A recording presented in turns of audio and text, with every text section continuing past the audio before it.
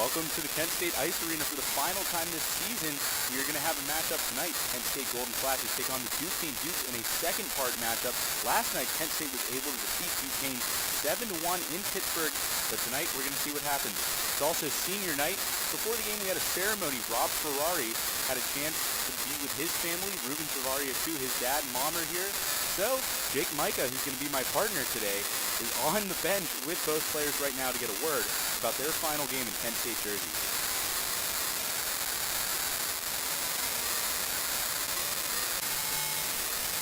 And, winning with these group of guys and the group of guys that came before us, honestly, it's great, meeting everyone and developing relationships. What's it mean? You guys have been playing hockey, I'm assuming, your whole lives. You play for the love of the game. You come here to Kent State. How does it mean to kind of finish up your career here at Kent State? And what are you guys looking forward to going forward after graduation? It's great. It's been awesome to come to college and finish out my career. Just looking forward to, growing up and starting my career. It's pretty much, the same kind of thing. It's been great, being able to, kind of juggle hockey and school, kind of learning how really the big boy world works and kind of doing all that. But after hockey, I'm just looking forward to giving these joints a rest.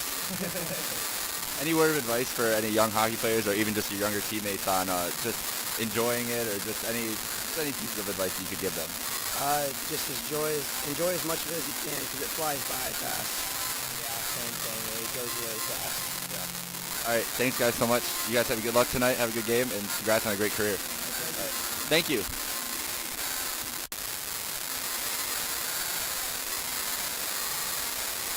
All right, well, there you hear it from your seniors. That's Rob and Ruben getting ready for their final game. Rob told me before the game, he said the best thing about getting to be done playing hockey here is he can come to the rink and have hockey, and he can, make fun of the people he's been playing with all this time. It's a good relationship he has, being one of the young or old leaders on this team, a veteran that somebody needed. And Ruben, all season long, has been a top player for this team, one of the best goal scorers on this team, and he was able to be the difference maker. Jacob's back with me now. Jacob, it's all about the seniors today. All about the seniors. You're one of them. I am. So tell me real quick, it's your senior night too. Tell me. Why didn't they let me on the ice? Jake used to play defense, and man, senior night, you've been through things like this before. Yeah. What does it mean to be a player on your final game with your team that you've been with for how long?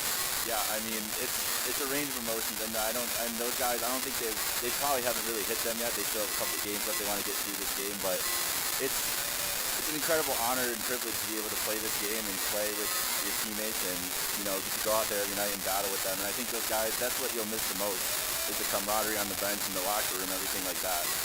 But you enjoy every second of it that you can get. And these guys, I'm looking right now at Ruben Ferrari, and he's just smiling on the bench, talking to his teammates, everything. And that's really all that matters. The amount of fun and the amount of joy that they get from being out there with these guys. Yeah, he got to play on a line with some younger players. Ian Herman, who's a sophomore, was his line mate the entire first half of the season. Things changed up as we got to the second half. But Rob, one of the big memories this season, scored an overtime winner, and he was able to get a few goals in a game against Syracuse. At the time, Syracuse was ranked number 18 in the entire country. That was the big upset for Kent State this season. And Jake, whenever we talk about how this team, they're younger, and you have just two seniors leaving, the next year you're going to have a different team coming in, but it's really the same team. Yeah. So for a team like Kent State, who hasn't won a ton of games this season, what do they have to look forward to in the following year? Well, I think it's building on that continuity that you started this year. I mean, with such a young team, you know that it's going to take time. It takes patience. So when they're out there, they really know, at least Coach Underwood knows that this is building for the future as much as it is today. And they're lucky to have two seniors like that who have been a part of great teams here, teams that have been very successful nationally for Kent State hockey, and pick up on their advice. But hopefully for next year, they get to build on this, they get another year of experience, and they get to come out here and have a stronger turnout. All right, well, we're going to take a quick break before the starting lineup. Hopefully we'll get some audio issues fixed too. We'll see you in a second.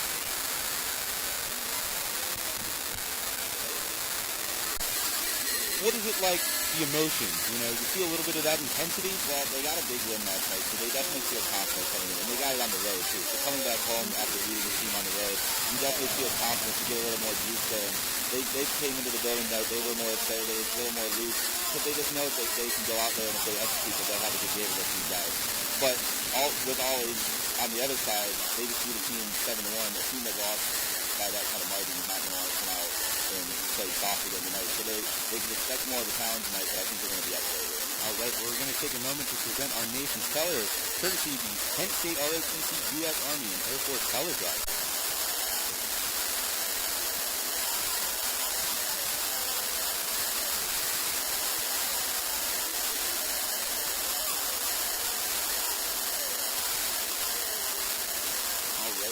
While the ROTC walks off the ice, hopefully we're continuing to resolve our audio issues. Jake, final home game of the season. I want to know, because this is your senior night as well, what's your favorite memory of this past season? This past season, And it could be you, like, broadcasting or anything? you know, being able to be a part of this after being away, I've played hockey and I came to Kent 4 years ago and I wasn't a part of any hockey program. So just being able to come in and be this small part of this Kent State hockey program, I love this university. It's been an awesome experience the whole way through. So getting to work with you then, that's been the best experience. I couldn't trade that in for the world. But no, coming in here, and these are kids that, I mean, there's some kids that we watched play this year that I played against or played with. It's been a different experience, but it's been a fun experience, and it's fun knowing what I know and being a part of hockey teams for all my life, and being able to come watch these guys and know what they're going through and know kind of the feelings that they go through on the bench and ups and downs of the game. It's been really nice to experience it from a bird's eye view and kind of just enjoy it. and trying to get the puck to the net, and both goalies trying to keep this game slow and freezing it up. So Matthew Doman takes the face-off for the Dukes, loses his opportunity, and Donnie Dickens going down the ice. Jason Smith is trying to find it. The Dukes going to take their good old time, coming right back up. Across mid-ice now, Zach Zarecki leaving it way back, and Trent Bubanik is going to retrieve in the defensive zone for the Flashes. So now hopefully you can hear us clearly, audio being resolved, and you didn't miss too much. We're just 2 minutes into this game. Duquesne trying to get that revenge. 7-1 last night, this Flashes team beat the Dukes in Pittsburgh, and we're just a little over 24 hours removed from the start of that game. Flashes trying to start something big. Rob Ferrari, the senior, down in the left corner. Puck scrambled away. Bioni slides it across. Flashes dump the puck. And Peter Breslow watches the puck go straight away from him. Now back at the point, Bioni throws it. Tried to be gloved by Nevervee, but he dropped it and then he fell right back on top of it. And there's another save for him. You know, I think this is one of the best crowds we've had here all night at Kent State, or all year at Kent State University for senior night. It's a big packed crowd, and there's going to be a lot of excitement here tonight. So Kent State wins a faceoff. Bioni fired it, misfired above Nevervee's head. Hit off the glass, scramble now. Bioni loves to unleash that shot from back there, so let's see if he tries to do it again at some point. That's a powerful slap shot for Bioni. Now Krzyzewski, Mike Krzyzewski, similar to Coach K, scrambling behind for Bioni. Bioni sends it up the ice. Oh, Herman almost came away with it. It was snagged out of the middle of the pass. So now charging up. Dylan Anderson lost the puck mid-ice. There's a shot off of Coppola. Comes out, no rebound for the Dukes. There's a shot opportunity, went behind Coppola, fighting for it behind. And now Ian Herman watches the puck go past. Breslow dumps it in, and the Dukes are going to change. So are the Flashes. So Coppola leaves it back. And now Tommy Kilway throws it up. That puck's going all the way down. That one's going to be called. No icing. One official had his hand up. The other did not. So play goes on. Getting dumped in again. Nate Schwartz that time. He stays back to play at the blue line. He gathers it there, takes a little wrister, slides in, was very close, but no cigar. So now 2-on-1 opportunity for the Dukes. Pass across, nice interrupted. Play. And man, Nate Schwartz had a chance to clobber somebody in the middle.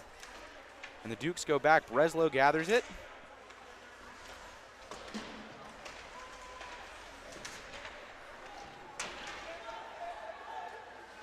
Now back down. Dukes trying to generate some offensive opportunity. Turned over. Zach Zarecki's all by himself, but couldn't gather the puck. Nobody behind him. Now he looks for someone to help him out.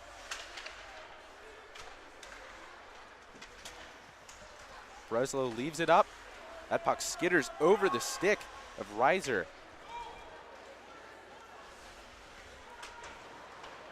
So Breslow already seeming to carry the load for the Duquesne. They have a chance for an opportunity. Perkoski, well, he could have broken away there. There was a one-on-one chance. Now Zach Barnes taking his time, throwing up in front, turns it over. And Sean Delia takes a shot over Coppola, scooped out in front, could have gone in, and to get a hand pass, so there's going to be a stoppage in play. Barnes saved it as the puck was about to fall in. It ricocheted off of Coppola, and scary moment there, Jacob. And that's an example of a couple different times Kent turning the puck over in the neutral zone and in their own zone, trying to get out of the zone, trying to move the puck up. That time it was Zach Barnes. He threw a lazy pass off his backhand to the middle of the ice, and it got picked off. A couple other times they were trying to leave the zone, and they got pinched off at the boards, and it was kept in, and it was an opportunity for Duquesne. That was a very close opportunity. They were lucky Barnes was there to save that one, but Kent's got to be more careful coming out of their own zone. So the Flashes also trying to get some offensive action, but right now they got to play defense. Coppola watches that one go away, and now coming up front. Here come the Flashes storming down. Ooh, that one's painful. Yeah, Cameron Sunsri got hit in the ankle. He shook it off. Flashes tried to dump it, connected directly with his left leg. So now Hunter Hillebrecht all by himself down in the corner. Splashes it away, big hit on the board. He got clobbered by Dan Bigley. Ferrari left it back for Hillebrecht. Hillebrecht trying to get open. Still tried to dump it in. That one comes behind the blue line. Bioni's going to have to gather it, and the whole team will have to come back behind the blue line. Hillebrecht mishandles the puck. And now the Flashes on that near board, digging, scrapping for it. They come away with it, dump it in, and now everybody charges right after.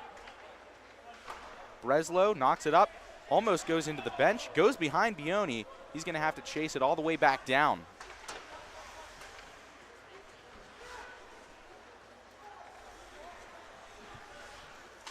Kent State 0-0 with the Dukes. We're 13:25 remaining in the first period.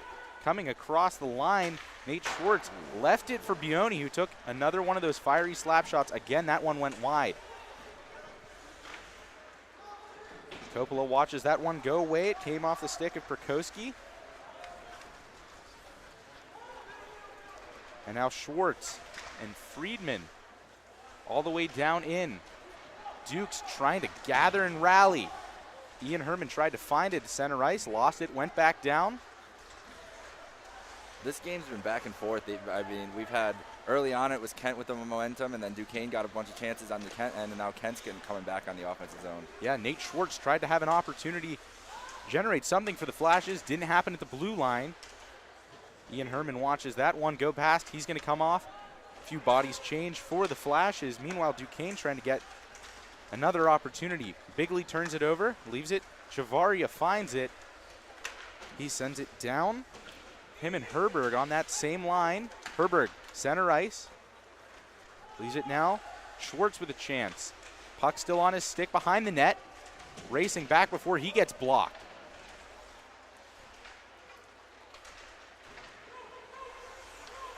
Coming away with a puck. Chance for the Flashes. That one ricocheted away by Nevervee. And Dylan Anderson, Danny Nugent. Chavaria gets tripped up at center ice, back to his feet. That one gets dumped in. Nevervee gathers it.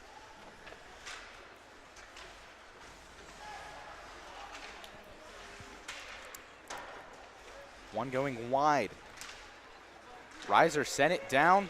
Here comes Bloom after it. Chavaria trying to scrap up, got hit in the mouth as he tried to send straight to the net.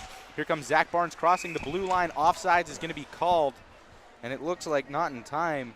Jason Smith saw him drag his toe across that blue line. Must have been in front. That was a close call.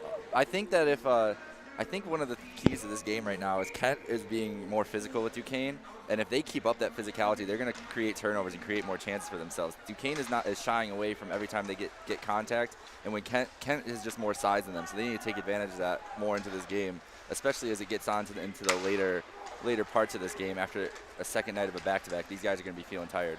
Dickens left it, a chance in front, almost went in. Nevervee watched it. He didn't know where it was, and a whiff there. Up at the top. Oh, could have been a chance. Bubanik let it go, though, so he has to come back behind the blue line. The Flashes decide to dump it. Nevervee watches it go away. So does Breslow, and it comes to the stick of Reiser. So Reiser holds on to it, trying to throw it over. Jason Smith charging in. Not going to happen. Along the boards, leaves it for Bloom. That one ends up hitting the ceiling, and so there will be another stoppage in play. It's a good move to try to flick the puck up high out of the air. But it's unfortunate that we have a roof here, not an outdoor rink.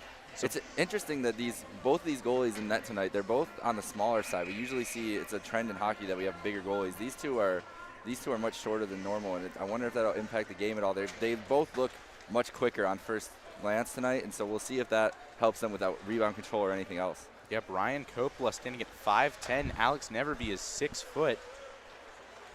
But Brian probably wants you to say he's 6 foot too. Yeah, right. So the skinny, tall goalie maybe doesn't fit the bill today. But nevertheless, Nevervee plays the majority of these games for Duquesne. That one gets called for icing. Pass right before. It's a tough icing to take there. You right at the red line, you dump it low, and it looks like Krzyzewski doesn't believe that it should have been icing, but that's going to come back down, and it's going to be another opportunity for Kent. They've been buzzing here the last couple minutes to see if they can finally get something through to Nevervee. Dukes win the face-off. Trying to rally up, but just one man down.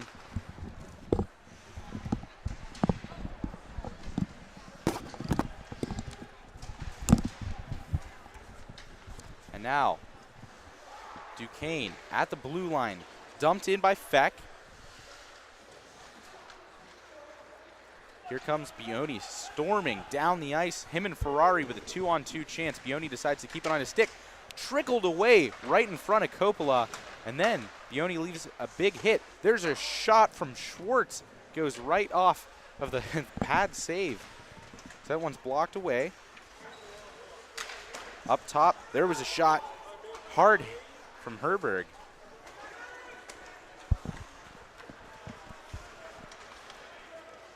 Could have been a chance for the Dukes. But again, it seems like this offense is trickling behind.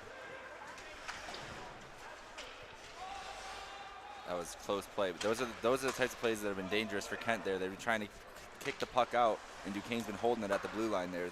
One of those times is going to come back to haunt them. Well, Breslow saves it for the Dukes. Could have been a chance scrambling down for Friedman. Now the Flashes have a couple different bodies on the ice.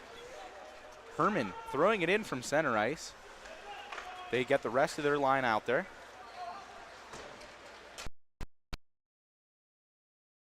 Scrambling away, coming down. Lasker by himself. He ends up falling down on the way. Chavaria is going to find it, sending it up. Halupnik, Herberg, and now driving down the ice. There's a chance and a shot. Firing hard from Danny Nugent. Hard shots from these Flashes not connecting. 8:19 remaining in the first period. Chavaria trying to make a move and scatter away.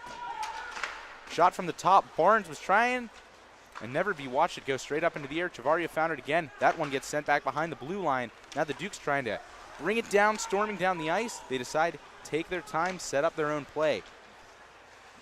The very slow style of hockey that they take their own time every single play to set up.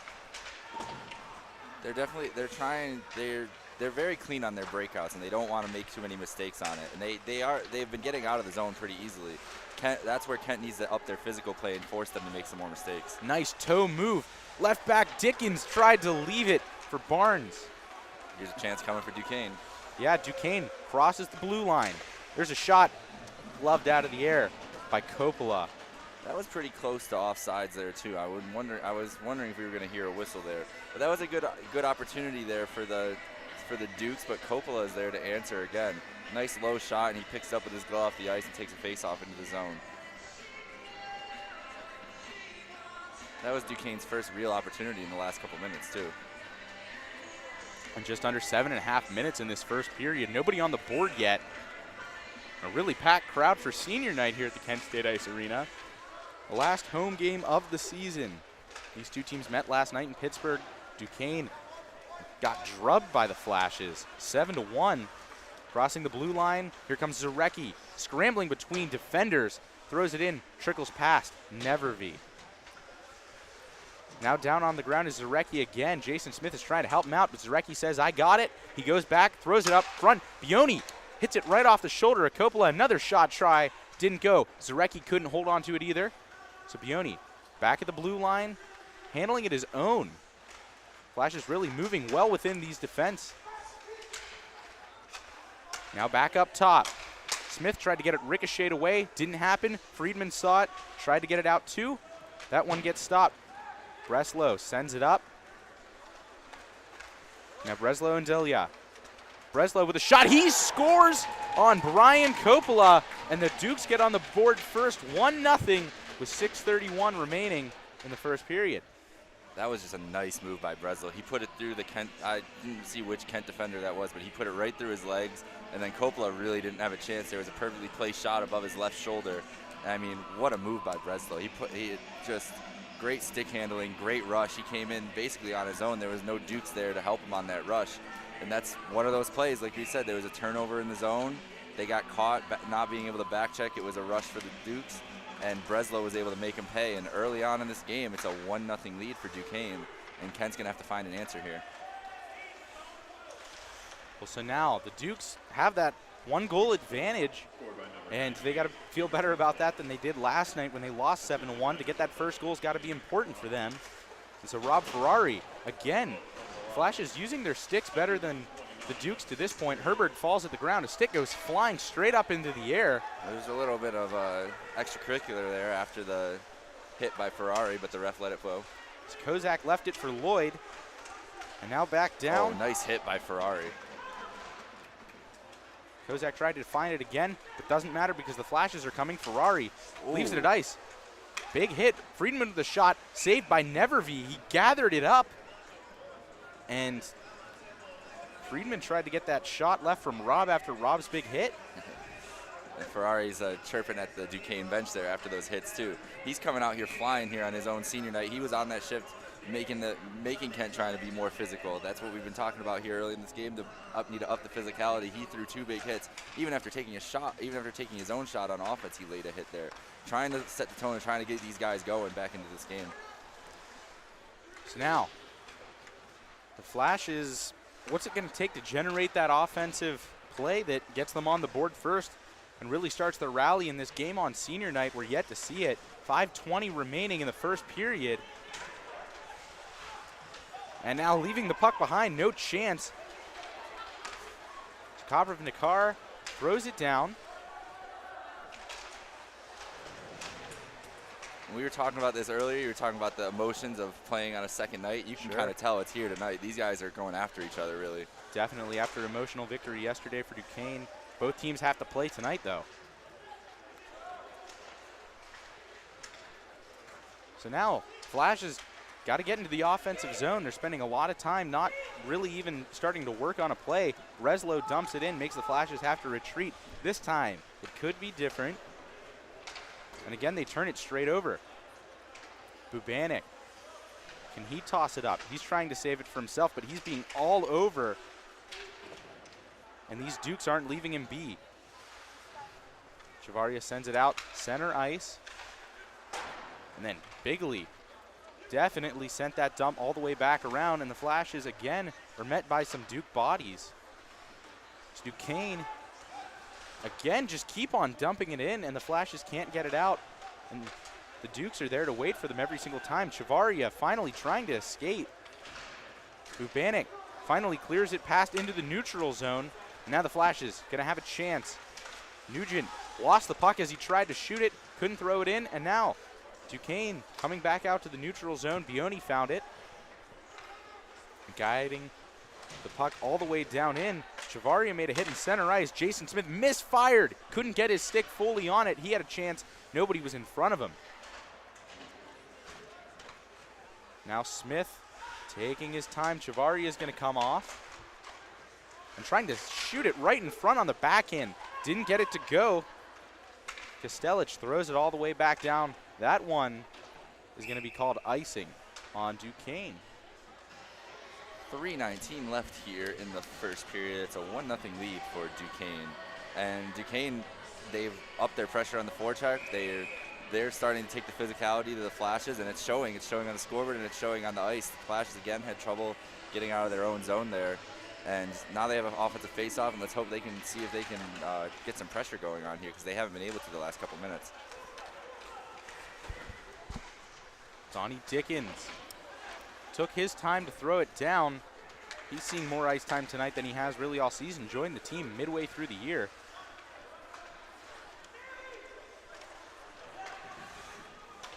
And so now the Flash is going all the way in, taking a big wind-up. Zarecki, and then Neverby was cool, calm like a cucumber. Here comes Smith trying to unclog up that offensive zone because he had a chance. Had the puck on his stick, moving it well, but he ran to some of his own players and Dukes.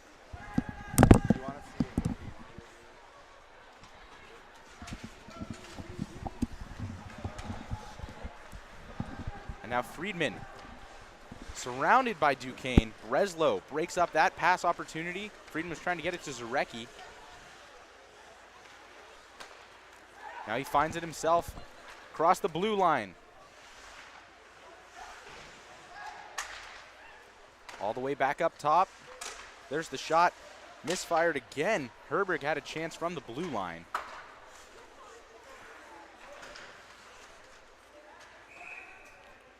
Neverby, again, ready for anything that's coming at him. And with under 2 minutes now in this first period, the Flashes, again, seems like they're struggling to generate any sort of offense. Yeah, they haven't really gotten any high-quality chances. They haven't gotten really much action inside the house there. But Neverby, even the chance they are getting, he's been up to the task for all of them. He's looked sharp tonight and looking to build off of last night's performance. So now Hillebrecht tried to make a move for Bigley. Bigley sent it all the way back down. Ferrari saved it in that offensive zone. Flashes charge after it again.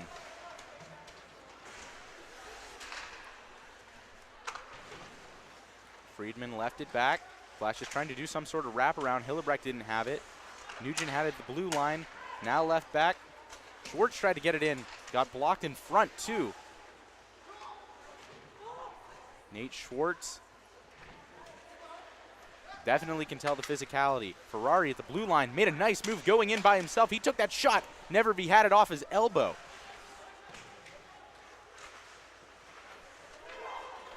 Now up top, trying to bring it down, Perkowski. And that scramble again in neutral zone. Neutral territory seems to be the deadly fire tonight. Herman tried to collect it off of some Dukes. Didn't happen. Bigley sends it up across center ice. Now under a minute to go in this first period. Herman and Gallo back, gathering up. Bigley is there to meet them. Now the puck comes all the way around the back end. And the Flash is charging straight after it. Herman's there too. Herman and Kilway. Still keeping it in the offensive zone. Kilway charging after it. He tries to stay with it, dumps it in. Looks like Duquesne's going to come away with that opportunity. Bioni and Barnes back. That one comes up across. Now Bubanik's all the way back to try and stop it. Getting left up again. Gallo's numbers being called for by these Dukes. And time's going to wind down for the first period. Breslow's just going to stick behind Neverby.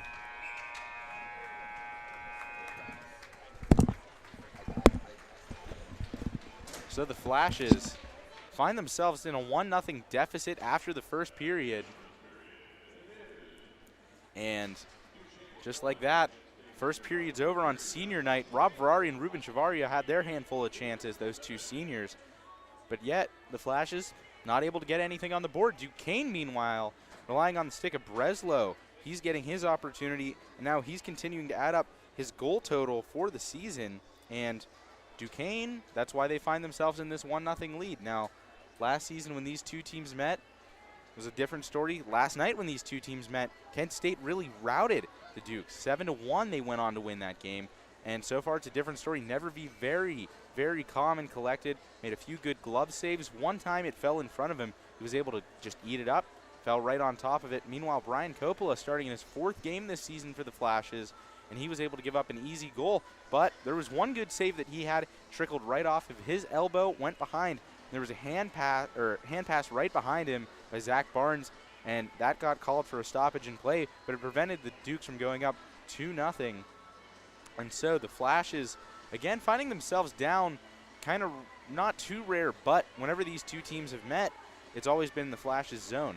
So we're going to look for a chance now for the Flashes to maybe kind of regather in the locker room, discuss what they're going to do in the second period, and you got to wonder, Coppola, how maybe not rocky that first period was, but he was having to stand on his head more often than a goalie should in the first period. We'll see if that defense tries to gather up. So I'm going to send it down to Jake Micah.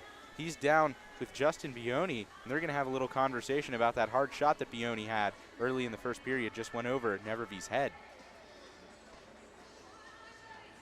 I'm Jake Micah, and I'm here with defenseman Justin Bioni. Justin, it was a back and forth first period. You guys both were getting a lot of chances. What do you need to do to get some more sustained pressure in the second? Yeah, I mean, it's been good pace so far. I mean, I think we just need to get pucks deep once we get to them. I mean, we were getting chances in the slot. We just need to start burying them. I think once we start burying them, I think we'll get our feet and start going. They were having some success with their forecheck and kind of keeping you guys in when you were trying to break out. What do you have to do to clean up the breakout a little bit? Yeah, I think once forwards start getting back and we start making crisp passes and getting them on the tape and bumping them and going, I think we'll end up doing good. Nevervee is pretty strong in the first period. What do you have to do to get by him? The goalie. I mean, we got to start getting guys in front of the net. Honestly, I mean, for anybody, it doesn't matter how good. If you can't see it, you don't know where the puck's gonna go. So we get people going in front of the net, keep getting shots. I think we'll do well. Thank you, man. Keep it up. Thank you, guys, and we'll be back here for more coverage in the second period.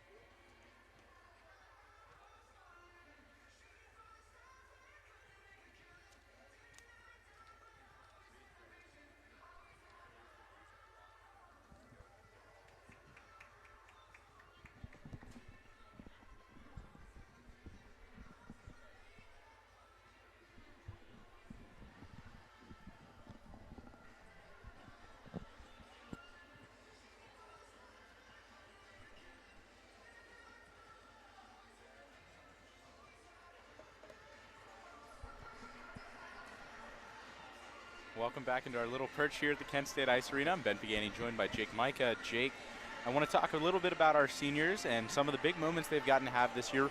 Ruben was one of the elite goal scorers on this team all season. Rob started this season off hot, including his favorite memory, which was a 3-point game against Syracuse University, and that included the OT winner. Rob's been through a lot.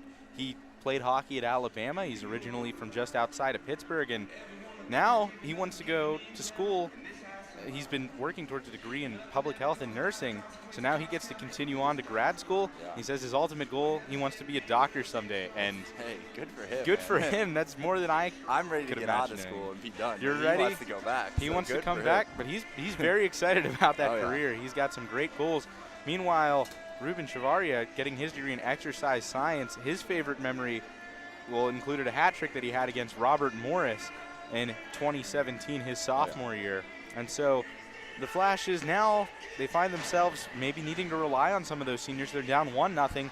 Last night when these two teams played, it was 0-0 after the first period. And then Kent State kind of found their mojo. Duquesne was never able to find that rhythm. And that led to Kent State exploding, winning that game 7-1. I talked to Shane Handlovich in between these past two periods, and he said Kent State's playing on a little bit of a downslope compared to how they played the last period last night when they scored all their goals. And then Duquesne kind of stepped it up a little bit. So does that happen? How often, whenever two teams play each other, kind of get similar with each other's tactics? Yeah, I mean, there's definitely some familiarity here tonight, and you can tell that Duquesne has made adjustments and is getting a lot more pressure on the forecheck. I mean, they only had one goal last night, but they still had 37 shots. They were getting offense last night too. So they're getting that same offense, and they're being able to pin Kent State in their own zone and forcing them to make mistakes. I think that's the big message for this game today for both teams. They have to force the other team into making mistakes. Both teams are kind of sitting back and waiting for the puck to come to them, and they're getting those opportunities from each other making mistakes. And as we talked to Justin Bioni right after the first period there, that he said they just got to clean it up and they got to bury their chances in front of the net. They've had plenty of chances. Bioni had some shots go over the net. They've missed the net. They've just missed some passes in the zone on rushes that have turned into odd man rushes the other way. So it's really just been some unfortunate bounces for them. But Kent's still very much in this game, and they were controlling the play for, I would say, the majority of that period. The one goal was a great effort by Breslow, great individual effort. But other than that, it's been a pretty even game, and I think we can expect Kent to come out here a little more aggressive in the second period. Yeah, so Pete Breslow's 11th goal of the season. Once he notched that, that's been the difference maker so far. Duquesne up 1-0 on this Kent State team. And hockey, as we know it, it exploded in America 40 years ago today, Jake. The Miracle on Ice. Look at Team him. USA come on. defeated got Soviet it Union. going. I have my Herb Brooks jersey on today. I would call this a jersey yeah, for it's Herb a Brooks. jersey. It's a little bit of tacky, but hopefully my personality sticks out. I got the plaid pants on. I got the tie that doesn't match anything else. It's cool. I'm That's the enjoying vibe we're going myself. for here today. But one of the best hockey memories in the United States, it really propelled from there. And just a few years before that, the Kent State ice hockey team was founded. Now we're recapping another season. This Flashes team takes on the Ohio Bobcats at OU in Athens next weekend. Fun story, Steve Albert, the founder of the Kent State Clippers, the original Kent State hockey team, he also helped to fund this broadcasting program. He had a brother who played goalie at OU, and Steve has a really good story. You'll have to talk to him sometime about that when he had to go to OU and broadcast he shared a that game. story with us. It was a great one. So now we have college players going into the NHL. That started with that Miracle on Ice. So hockey history rich in America and here at Kent State, and we get to live part of it. We've really enjoyed our season with you. Jake, senior year, what's the plan whenever you get out of here? Because this is your senior night too. Moving back home to Fredonia, Dunkirk, New York area, I'm going to go work something. I'm actually coaching hockey in the summer, coaching my little cousin's summer team for my first head coaching job. So that'll be interesting. It'll be fun to see how many parents yell at me, how well I'm actually do at it. No, I'm just joking. I mean, it's going to be a lot of fun. My little cousin, he's about 10 years old, and he really is really getting serious into youth hockey now. And so moving back home, help him out however I can do, it's going to be awesome. So I'm excited about it. I'm excited for you, buddy. Yeah. Some great memories we've been able to make this season. And now we're going to see how the rest of this game goes and hopefully create some more memories tonight. Kent State's trailing the Dukes 1-0 right now. And it's all really been because of some good goaltending from Alex Nevervee. Oh, yeah. He's had some chances in front to just let go past him. He's gotten on top of it. If he didn't get that glove save swallowed, he falls right on top of the puck. Meanwhile, Brian Coppola starting his 4th game today for the Flashes and giving up that 1 goal. He got some help from Zach Barnes reaching behind him when that puck was trickling in. But Kent State nevertheless finds himself in a 1-0 hole, not too far to come back. But Kent State, I think the plan for this period with Nevervee, and Bioni kind of talked about it at the end of that first period, they just need to get traffic in front of him.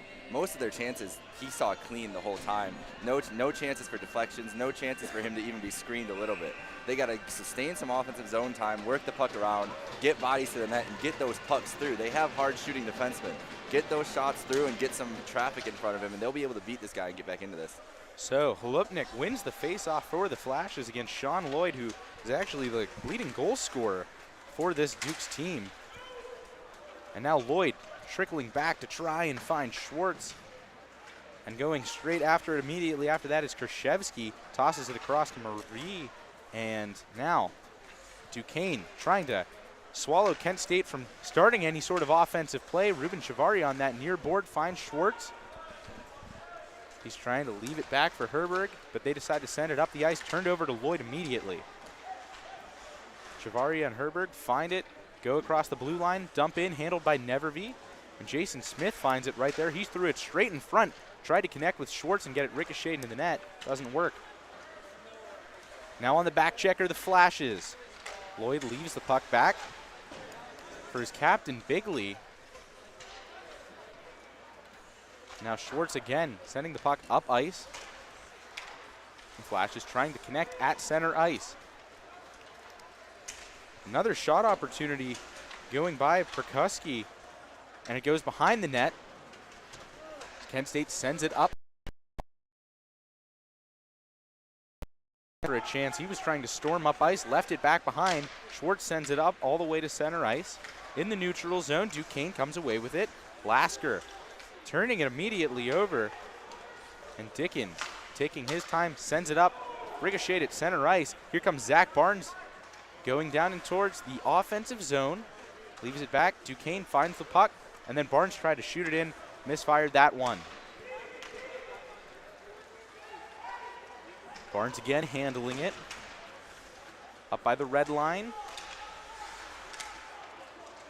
And now Barnes again finding himself back and forth all over the place, really.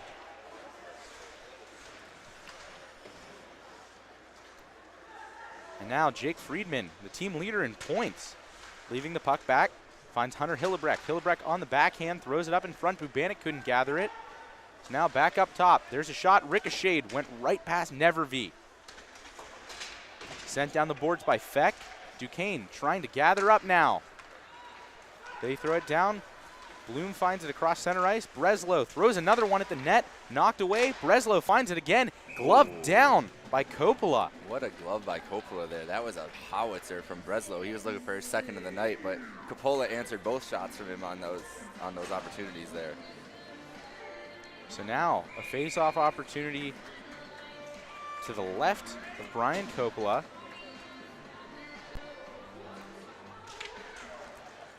Duquesne wins the face-off. Shot from the point. Swallowed up by Brian Coppola immediately off. And Bigley kind of wound up, took that shot, and another face-off to the left of Coppola. Still trying to come away with it. Flashes gather at Ian Herman, sending it all the way back down ice. Now Sinceri was going to go back and try and find it, but it hit off the netting. So again, another face-off in that offensive zone for the Dukes. And just a few minutes in, 17-10 remaining in the second period, the Dukes got that first goal after struggling to find some offense, and they lead 1-0 over this Flash team. And the Flash is quick right off the face-off. That was a good face-off. Here comes Tommy Kilway. He takes the shot. Ricocheted away. Ian Herman narrowly missed the rebound. That one goes all the way back towards the Flash's defensive zone. Bioni stands up a man, Sinceri. And now Herman sliding across ice to Bioni. 2-on-2 chance. Bioni makes a nice little move. Still goes behind the net, trying to find someone out to send it to. Penalty We have a coming delayed up. penalty coming up against Duquesne, so the Flashes, I don't know if they're aware. Here comes Coppola, but it's going to be too late to get a 6-man on the ice. And so some talking going back and forth. Bigley took a little bit of a swing there. We've been seeing the chippiness all in this game, and it's still carrying over here into the second period. And that call there, I mean, that was Forsyth, I believe he's going to go for slashing here. He slashed the heck out of Bioni's stick. Bioni's been making plays happen from the defensive end with some speed and, you know, getting into offensive zone and trying to make some stuff happen there. And Forsyth just whacked his stick down, and then some frustration showing there from the Duquesne players after the call. But here's a big opportunity for the Flashes here to even up this game early in the second period on a power play. Bioni has the puck. Braden Forsyth is guilty of the slash, and so the Flashes try to get a power play opportunity. Might be able to get up on the board. Chavaria leaves it back for nice Dickens. pass. Thrown up in front, comes back to Bioni. He takes his time again. Sending in that corner. Ferrari tried to take a chance. Bioni at the point. Taking his time, sent it to Dickens. He winds up. That one goes just wide over Nevervy's head. Again, a little too hard, it seems like the Flash's slap shots have been all night long. Bioni back again. We know how big his slap shot is. He continues to skate around these Dukes. He takes a shot. That one goes up and around. Nobody's going to be able to retrieve it. And so the Dukes are going to have to come and change some men quickly. Dickens takes it back, and he's going to charge up the ice. The Flash is going to try and get another opportunity, but it's too late because that one goes up into the netting. And that was, I mean, Bioni's been awesome in this game. He's been activating a lot from the defense, from the back end. But on that shot, you got to keep that on net. He shoots that wide, and it goes all the way around the boards and out of the zone, and they lose an opportunity from it. You just got to be careful on those shots on the power play. You want to make sure that they're being controlled and they're being an opportunity to stay in the zone. If you shoot high and wide like that, it could come back to haunt you. And this draw, I think this draw somehow is going to end up in the Kent State zone. I'm not really sure how it's ending up in front of Coppola. Actually, there's a penalty coming up here to Ferrari. Yeah. So Rob Ferrari's going to go to the box as well. I'm not sure and what the call for a was. minute, it's going to be 4-on-4. So the senior finds himself in the sin bin on his senior night. That's a bit of alliteration there. My English teachers would have been proud. So Barnes, after the face-off, 4-on-4 for the next 55 seconds. And going to be an offsides, that time against Jason Smith. So that face-off coming to the neutral zone. Get back and a chance to even this game up. So we've got 59 more seconds of 4-on-4 hockey before, or minute 1:59. My math is not great. I believe 49 seconds left of 4-on-4 action. Yeah, well, however much time. There's some amount of time left, and then we'll have a Duquesne power play coming up. Flashes are it's gonna be a really important minute to kill off there for the Flash. So now, Nugent leaving it for Barnes, and the Flash is going to try one more time to get an opportunity. 30 seconds left on this 4-on-4 opportunity. Could have been a power play chance for them before Ferrari's penalty. Turned over immediately in the zone. Reiser finds it. He comes up, and Barnes is there to find it again. Chavaria now on the right slot. Trying to find somebody back. Bioni couldn't gather it. That pass was too hard, but so was Bioni's shot. Neverby watched it go over his glove, hit off of it, and then he gets that save with his left blocker. Bioni again, and now the Flashes ready back in the defensive zone, and they have to kill off for the next minute. Coppola watches that one go. He tried to get back in the net in time, and he did. So now Breslow has to go and charge right after it. Neverby is going to gather it for him.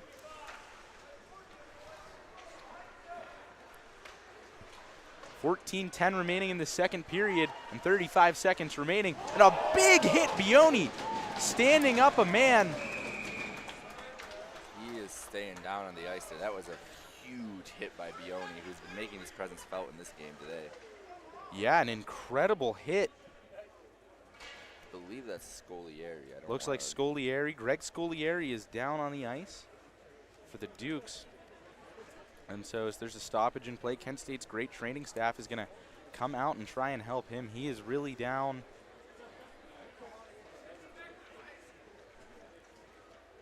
Yeah, that monstrous hit by Bioni.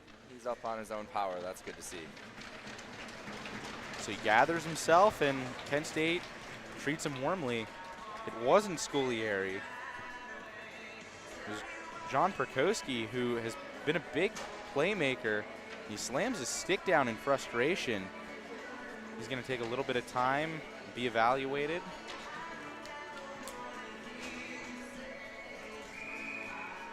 He is not happy. What a big hit there by Bioni. Nice hip check, though. I mean, it's good to see that. It's good to see Perkowski getting off the ice on his own power there. But that's a textbook hit by Bioni as a defenseman. You come down, there's a guy coming down the boards, and you throw your hip into him and just try to take him off the puck. Well, false start on the face-off, so there'll be another chance. And Zarecki's going to take it for the Flashes, him and Lloyd. Lloyd comes away with it straight to his own. Tried to throw it in front for Krzyzewski.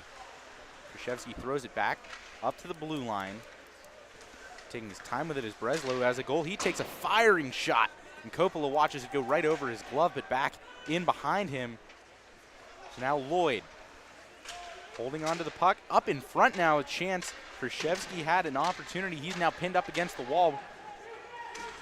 Lloyd finds it too.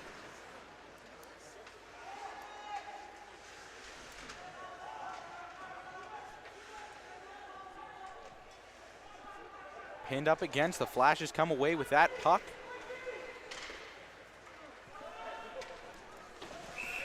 And that one's going to be called for icing. Just an update, John Perkowski is back on the bench with his helmet, and he's getting his gloves on for Duquesne, so good news after that big hit from Bioni on him. That big hip check on the wall when his head was down, but he's back on the bench, and he's ready to go. Always nice to see. It's always good to see. But neither team is able to take advantage of their 1 minute power play opportunity each, so we're back to even strength here. So even strength again is right.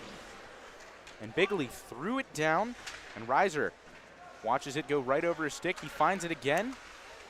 That good shot got stopped right in front. Maravi. And now a penalty is going to come up against the Flashes. That's an easy one. That was, I think he's going to go for a holding there. And so now they have that man advantage. Breslow threw it across. There was a nice shot block. chance, didn't happen. That puck stays back in the blue line because Moravi found it. Sending it across, Breslow. Back down again. Kent State didn't get possession. They did touch it. Now I think And now there's going to be a 4-on-4.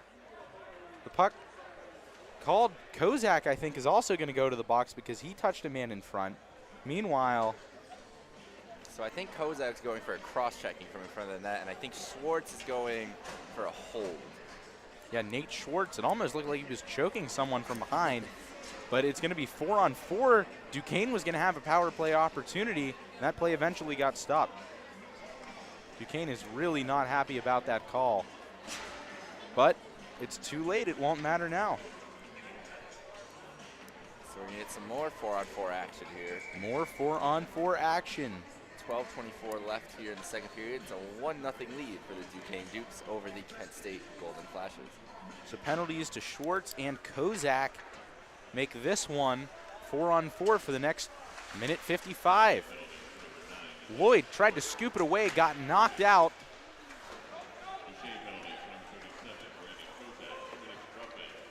Now Breslow crosses it in. Hillebrecht tried to give him an elbow. Here's Lloyd with the puck on his stick. He takes a shot off the blocker of Coppola.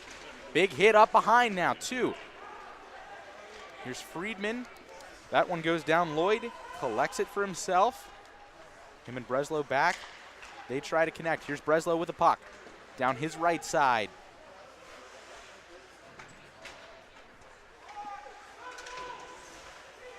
Hillebrecht got tripped up. Nothing's going to be called. There's a broken stick. Nice pass. And now here comes a good fiery chance. Friedman had it for himself, got lost out in front, tried to connect with Hillebrecht, couldn't keep it on his stick. Keeping it in the zone before it gets knocked away.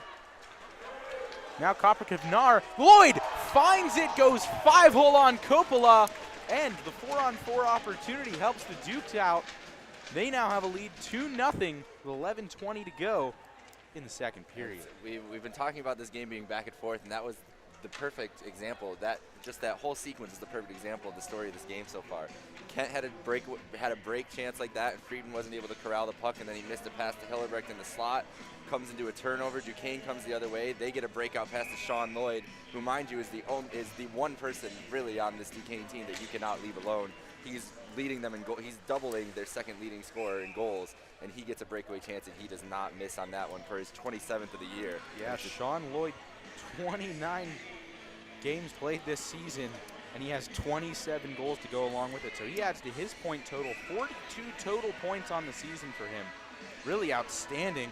And now the Dukes are thanking him for it too, because they're up 2-0. And the Dukes win that face-off. Going down, charging by himself is Reiser. He takes a shot. Coppola watches it get knocked away. And that's the weird thing is Coppola's been really good down low today, but that's where Lloyd tried him, and he really just buried that right through his 5-hole. It was a great shot, great goal. That one goes in just like that, and it's 3-0 Dukes. Reiser gets the goal. It kind of came out of thin air, Jake. He came out of the corner, and he didn't really get challenged at all. That's one of the benefits of having a lot of space on 4-on-4. There's more open ice to go, and they didn't really have a chance to challenge him coming out of the corner, and he was able to just put that 5-hole low again on Coppola sliding over. Kent's going to call a timeout here. They got to regroup. That was about 30-second span of two goals, and it's a 3-0 deficit before they knew it. Still 25 seconds remaining on the 4-on-4 opportunity. So now it's 3-0 on a dime, and Kent State finding themselves down by 3 goals. It's kind of flipping the script from what we saw last night. Yeah, I mean, we've seen this game. It's been back and forth, and there have been chances for both teams, but Duquesne's just been cleaner in the offensive zone. They've gotten their chances to the net, and they've been taking advantage of their chances. Kent really hasn't been able to get as many clean chances, breakaway chances, open chances in front, and it's been showing. Coppola's played pretty strong all night long up until this point, but those last 2 goals, they kind of found a sweet spot, and they both went 5-hole on him, so he's going to really have to clean that up down low if they want to stay in this game. And the Flashes being down in that hole, 3-0 with about half the game to be played. There's plenty of time to make up, and Kent State has been some very resilient players all season long. I mean, they had a few unsuccessful comeback attempts really going back all season long. The most recent came against Oswego State a few weeks ago. They were down 5-3, tied it up with under 30 seconds to go before losing in a shootout. It's really been the story all season long. Several times they found themselves down the hole, tying it up. Against Robert Morris, the same thing happened. They lost that one in overtime. Another chance. Coppola knocks that one away off of Krzyzewski's stick, but it could have been another goal just like that. Yeah. Flashes got to recollect themselves. We know this team can. I mean, last night they scored 5 goals in the second period against Duquesne, so we know that they can put a lot of pucks in the net in a short amount of time. They just got to start. They really haven't had a lot of pressure in the offensive zone in the second period. They got to get going and get some pucks to the net and kind of test Navervi there. Bioni finds it back behind Kent State's own blue line, and then he throws it up for Zarecki. It hits off of his stick right before the red line. Doesn't matter because Breslow's going to find it, sending it down ice. It was too far, and Coppola couldn't even collect it for himself, but it knocks right out to Bioni. Bioni leaving it now. Here comes Barnes. He takes it himself all the way down in, tries to throw it in front of the net. Nevervee has it whack off of his stick. That one wedged in. Right on the net. Comes out, Zarecki trying to get to the puck first. Doesn't happen. He got beat very quickly. Sunseri throws it straight down and grabbed out of midair by Coppola. Chance with that one. No way. I mean, that's the story of this game. It's flipped. I mean, it was back and forth in the first period, and now all of a sudden Duquesne has all the momentum. They've been in the offense. They've been in the Kent State zone the whole period, getting great shots, getting great chances, and they've really been cleaning their defensive zone and have been protecting their net and not letting any high-pressure chances come from the Flashes. Flashes got to just find a way to get some sustained pressure in the zone and just get pucks to the net. And turning it over like that in the neutral zone is not helping them either. No, not at all. And this Duquesne team looks fast. Now Ian Herman storming down to try and turn the puck right over for himself. No match for Bigley. That one gets trapped on the blue line. Sent in by Barnes. Hit a few bodies on the way, though.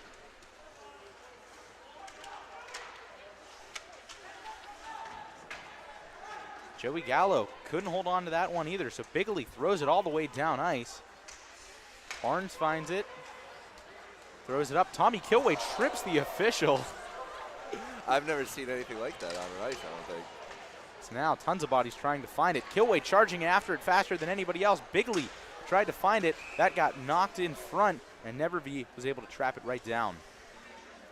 Kilway's going to get some words there from Maravi? Maravi? I don't want to say that wrong. Maravi?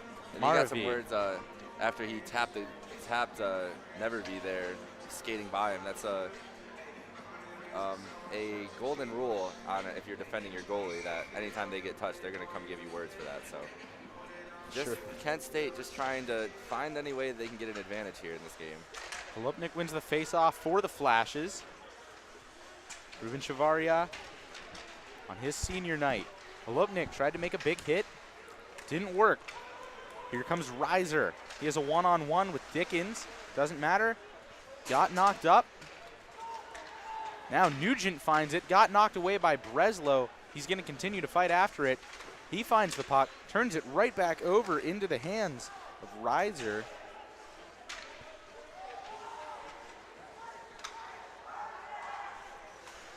Now up at the point. That one went behind the blue line. Definitely saw that one right in front of us. Yep. Those are just the kind of plays that are just happening. They're not getting any of these bounces. They're not getting any of these breaks. They get to finally get some pressure in the offensive zone for the Flashes, and Schwartz just pulls the puck out of the zone on a pass back to the point, and they have to come back out of the zone. Just little things like that have been hurting the Flashes. Part of the reason they're down 3-0, but they're starting to get that pressure a little bit. Let's see if they can build on it here. Lloyd wins the faceoff for the Dukes. And Friedman tried to find it. Ferrari trips over it. Lots of people falling down. Don't they know the ice is slippery? There's a shot. Coppola gobbles it up. Fast off of Kershevsky's stick, too. 7:39 remaining in the second period. And the question right now, are the Flashes going to get themselves on the board before the second period's over? I mean, it's really important. I think it would give the boost to the bench going into the period to at least get one on the board. But like I just said, I mean, they're about to get a break in the zone, and Rob Ferrari falls over the blue line. I mean, that's just they've been kind of night. It's at least the kind of period it's been for the Flashes. Suntory had it at the point, passed it around. Coppola almost had to fall on a few ricocheting passes right in front of him. Zarecki charges after it. That one lugged on out to the blue line. And then chipped away. And Kent State finding it back in their defensive zone. They're charging straight on up, taking their time as well. Little poke check in front. Here comes a chance. Almost went 5-hole again. The net comes dislodged. Lloyd got hammered. He got knocked down very, very hard. Yeah, Kozak on that break there, that's exactly where he was looking. He tried to go 5-hole. It wasn't a great shot, though. Coppola, after the last 2 goals, he was ready for the 5-hole chance there. It crashed in the net hard, though. Very hard. Bioni really, really took down Lloyd. Bioni has been a force tonight. I mean, he's been really the best player on the ice, I think, for both teams, honestly. It hasn't shown on the scoreboard, but he's been all over the place and really had his imprint on this game. Let's see if it shows up for the Flashes here soon. Now under 7 minutes to play. Bioni again being a force, charging down in front of the blue line. That one on his stick. And Collard straight into Duquesne's hands. They cross the blue line too. Here comes Breslow trying to look for another goal. Through one, skittered in front.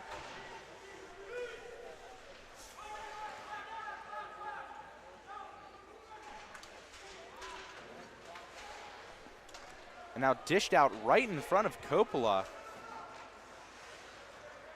Perkowski being back out on the ice after that scary hit earlier this period.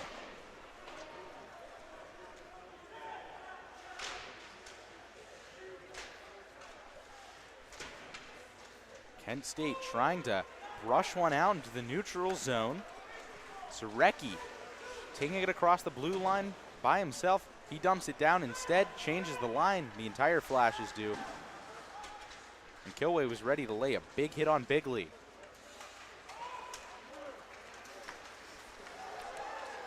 Back down in front, thrown down to the ground was Perkowski. Doesn't matter. That one almost ricocheted in. Ian Herman was ready to knock it out of the middle of the air.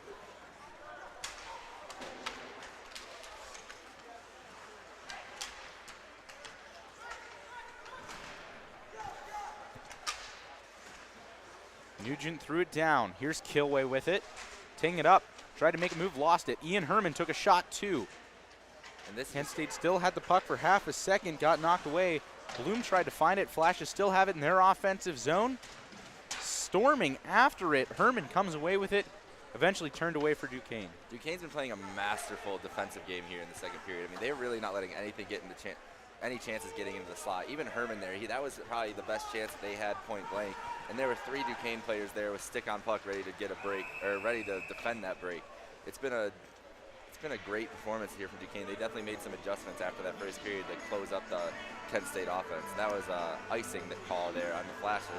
It's coming back to their own end. Yeah, Danny Nugent had that one hit right off of his stick, and he was going to be all by himself, but he was too eager to get across the blue line. And that's what we've been talking about. I mean, those little breaks that the Flashes just aren't getting. They're not getting those little bounces that you got to get to win these types of close games. Puck goes off the stick here, somebody going off sides over here. Just little things that they have to really clean up and try to get the puck luck going their way towards.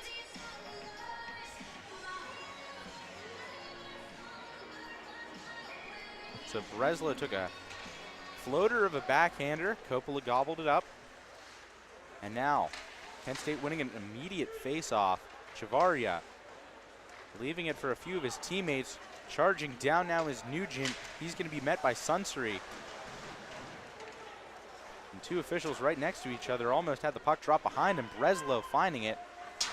Pete Breslow sending it down. Hunter Hillebrecht scoops it for himself. He throws it over to Zach Barnes. Barnes throws it down. Nugent had it right off of his stick into Sunsery's lap. Now Barnes again, throwing it down. Here comes Nugent. Taking his time through a shot. That one way too wide. Comes straight to Hunter Hillebrecht's stick. He throws it down, hits an official. Now Sunsery holding it himself. Chavaria finds it. He's with it, him and Sunsery banking off of each other. Ferrari out there, met by Breslow. Almost a hit up front. Zach Barnes has to get quick back. Couldn't get the back check. Breslow beat him to the puck. But now it's down on the ground in front of Breslow. Barnes finds it though. Leaves it all the way back. He finds Hillebrecht. Hillebrecht tried to send it down for Ferrari. Didn't meet him. Maravy sending it down too. And now Kent State going to try and quickly change lines. Bigley leaving it for Maravy. They threw it down, meeting each other. And Kozak at one opportunity by himself. Hillebrecht trips up. 3:18 to go in this second period. Duquesne leading the Flashes 3-0. Kent State had to call a timeout and try to regroup, but they haven't clicked anything yet. That one over Coppola's shoulder went back around into the neutral zone. Friedman tried to send it out for Hillebrecht, got knocked away. Ferrari right before the blue line. He sends it down in. Few bodies going to change, including Ferrari himself. And now Duquesne coming, trying to barrel down the ice.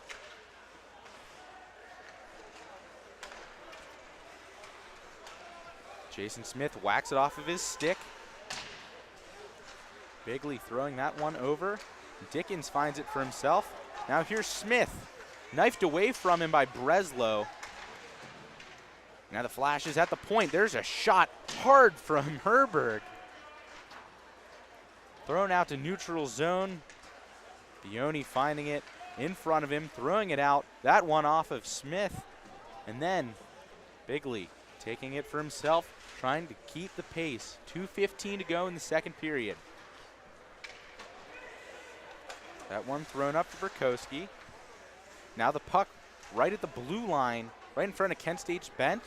Who wins the fight?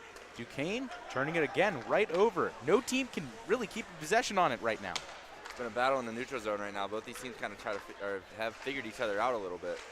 Here comes Kilway, trying to get a wraparound, tried to take the backhand, didn't get in. That one almost snuck in front. Duquesne's going to take it right out again across the neutral zone, trying to bring it out. Prokowski couldn't make it in time.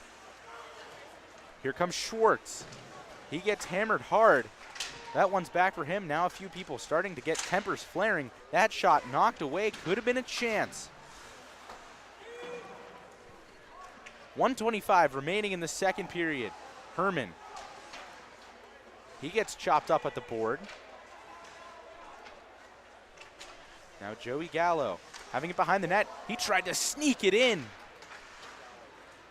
Whacked away. Herman kept it in. And then again, Kent State has to come back because it went straight to the neutral zone. Doman throwing it all the way across. Just 1 minute now. That one comes all the way down. No icing call. Waved away, and Barnes finding it, trying to come straight back up the ice. Time is counting down in this second period. Flashes in a 3-0 hole.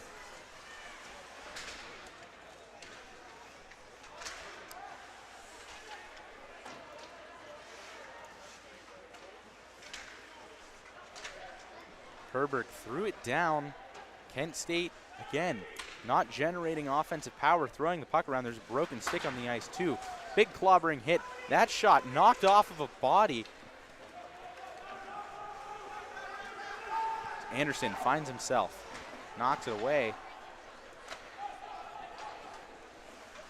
And Kent State, again, charging neutral zone. 10 seconds to go in this final dwindling seconds of the second period. Breslow has it for himself. Trying to skate fast for one chance, but he's not going to have it in time. Krzyzewski throws it to Coppola.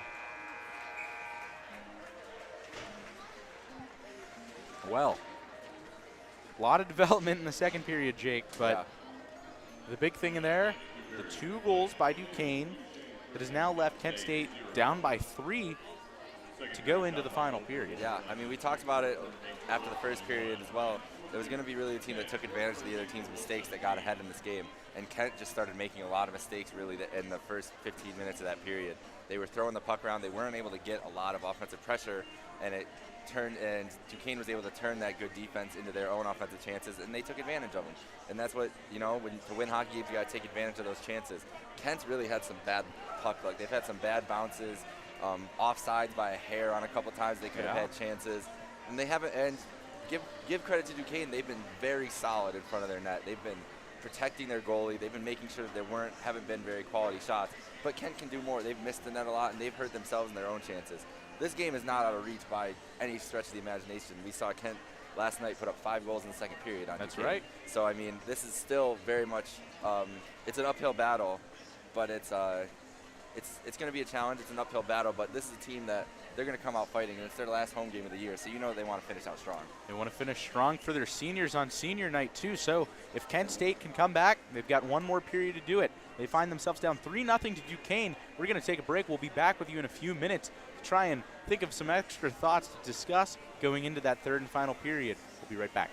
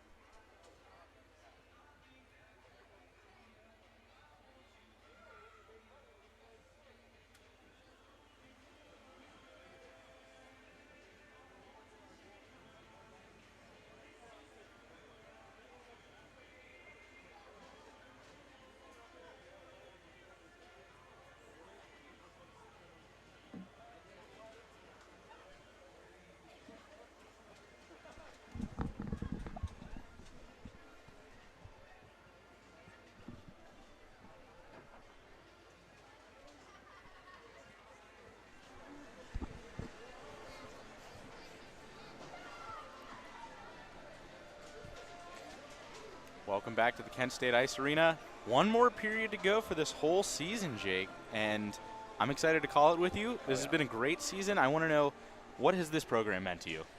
I mean, this has been a great opportunity. I've loved coming to Kent State University just as a whole. This university is great. It's given me the best friends of my life, some of the best memories of my life. And to be able to share a little bit of part of my hockey career, I mean, I played hockey since I was 4 years old up until I was about 21. I played 3 years of juniors. Always thought I was going to go play college hockey. Didn't end up working out that way.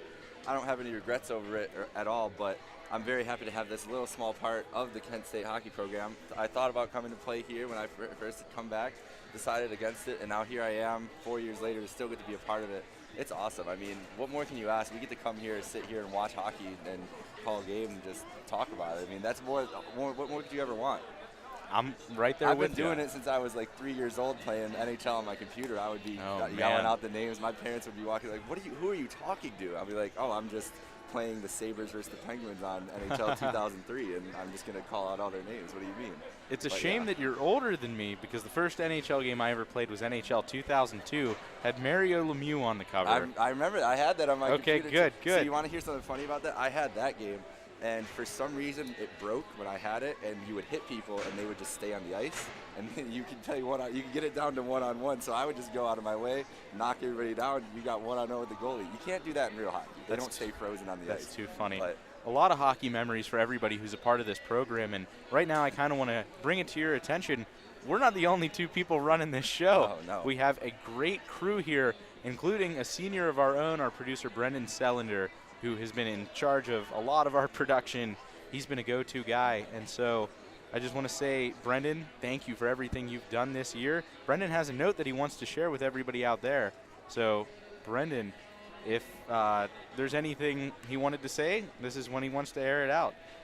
But I think it's been great all season long, and you see there a note from our producer. Brendan, this is from him.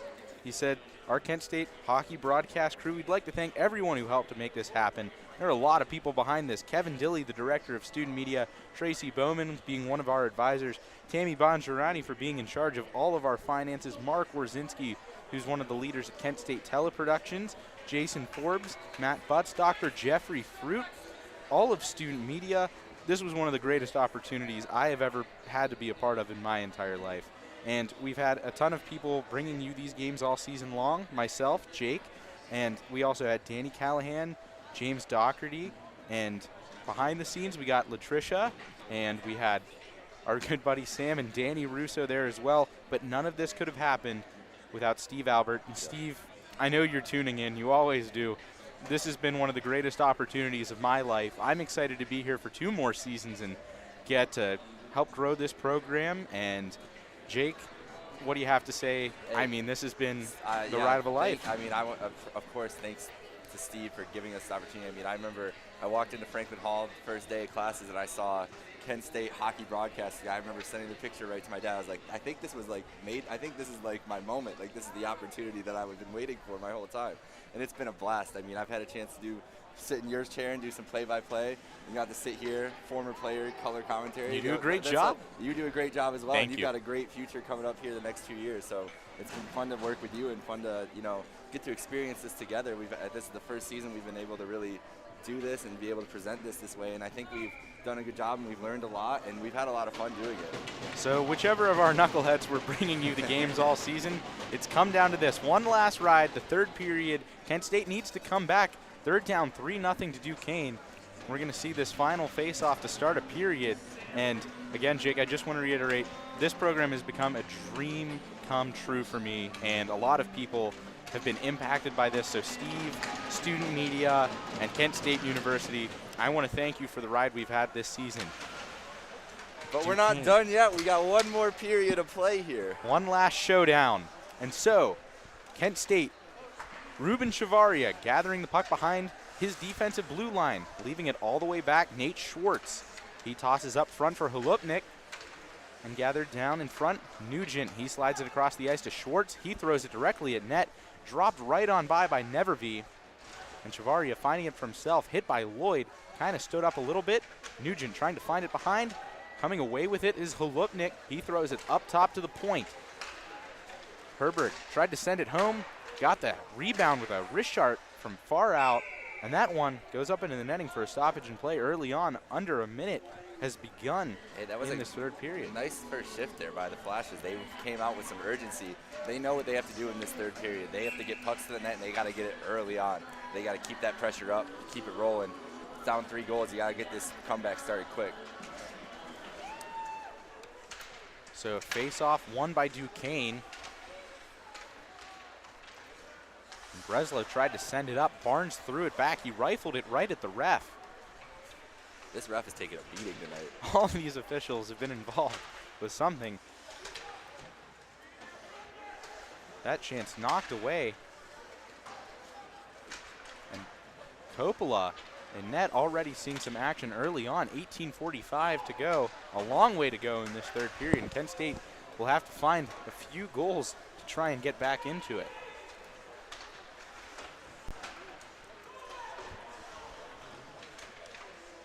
Down in front, gloved right on by Neverby. And Alex Neverby starting more games this season than any Duquesne goaltender, and it wasn't close. He started plenty all season long. This is his 20th game of the season. Trevor Galante had 1 start earlier this season. That resulted in a loss. No, Neverby's been their rock for them, and I mean, it hasn't shown up as great in the stats, but he's been solid for them tonight. I mean, really answered the call for every Kent State opportunity so far. And you see he stops the puck again right in front. Duquesne really successful so far, and I think it's been their fast style of play. Kent State needing to generate more on offense. They try to get a shot right off the face-off there. Bioni breaks his stick there on that one. That's never a fun feeling when you do that. And so here comes Schwartz. Threw it straight at. That one whistled at the stomach of Neverby. Charging down's Bloom. Throwing it all the way back out. Bigley losing it in front. Chasing after it and reaching with his stick is Reiser. He left it forward. Now Friedman gathers it, throws it down. Chopped away by Sunseri. He throws it to Bigley and then turned over right at the blue line. Friedman found it, but it goes back into the neutral zone. Dumping it down in. And now Duquesne playing a little bit of defense, trying to prevent Kent State. Looked for half a second like Ian Herman was going to charge down. Instead, it's coming down this way with Pete Breslow. He has a goal in this game. Gloved down easily by Coppola. Early on in this third period, we're seeing some better pressure from the Flashes, but I don't think it's going to be enough to get them back into this game. They really got to get some more shots to Neverby. I mean, they just got to get traffic in front and get those pucks through. That was a great opportunity for Bioni to get that shot through, and unfortunately his stick broke. And those are the kind of breaks the Flashes just have not been getting tonight at all. And now, Bioni trading a bit of blows with the Dukes tonight. And that time, he trades in for an icing call, throwing it all the way down the ice. And so that one's going to come down in front of Coppola. And Duquesne changing some bodies as they should. The Flashes will have to keep all their men right out there.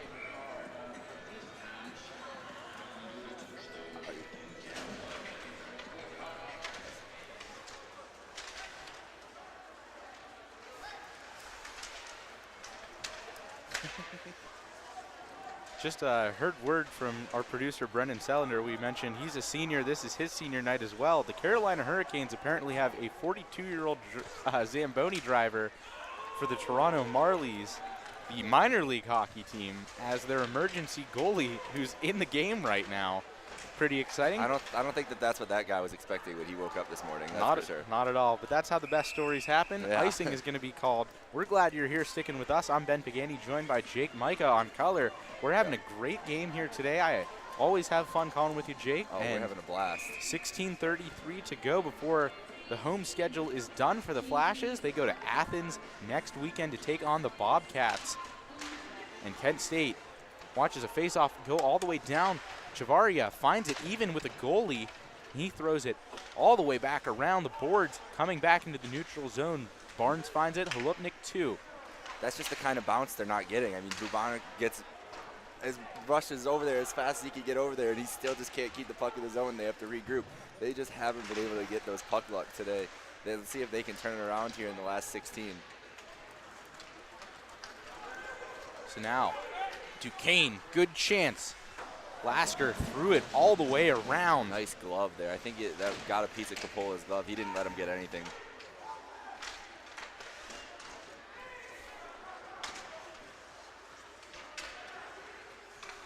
Charging straight after it. Lasker again after that wicked missed shot.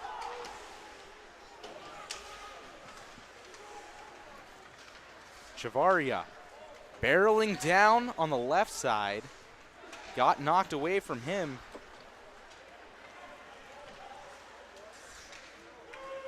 Thrown in right now for Perkowski. Tried to get something on a wraparound, but lost it midway. Dickens finds it, throwing it all the way up in the air. Found the middle of the air by Breslow. Now Perkowski, 2-on-2 chance for the Dukes.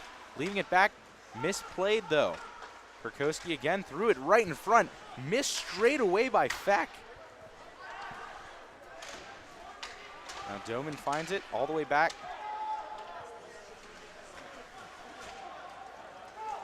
Here comes Kent State charging down. Bioni, a firestorm tonight, really everywhere on the ice.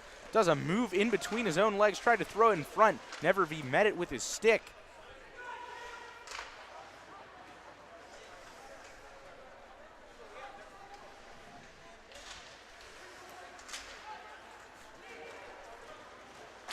Looked like there was going to be a big collision there. Didn't occur. Suntory was really charging after Hillebrecht. And here comes Hillebrecht to find the puck for himself behind the net. Throws it straight out to Friedman, who left it in front, but no flash was home to find it. In the middle of the ice, Suntory set up by Hillebrecht. Those two can't stay away from each other. Now Schwartz finds it. Sends it down for Hillebrecht. He comes down the left wing by himself. He gets out in front, has a chance to sneak it in. Denied by Nevervee.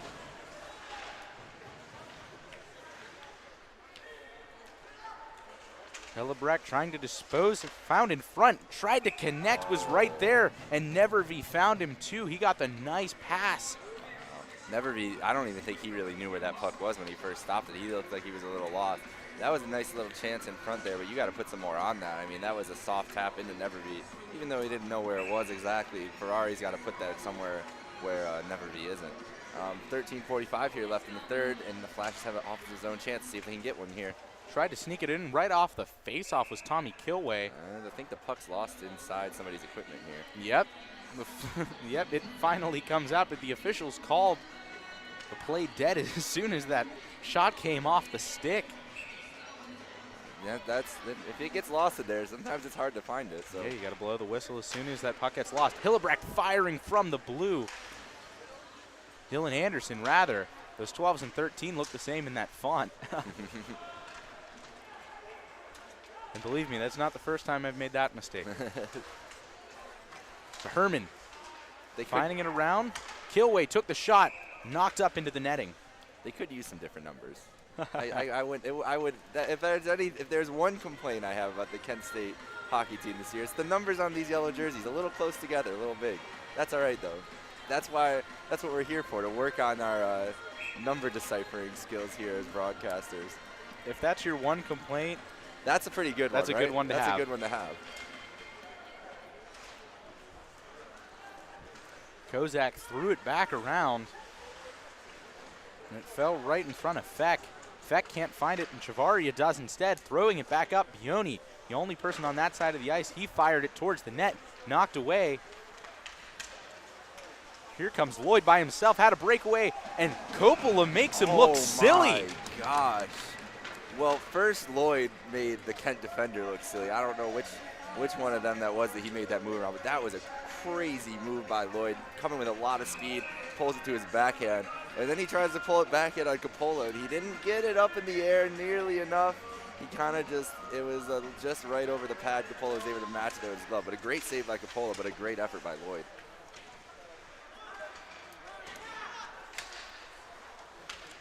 So now Bigley rifles it in. Barnes collects it for himself and throws it up. Now Lloyd again.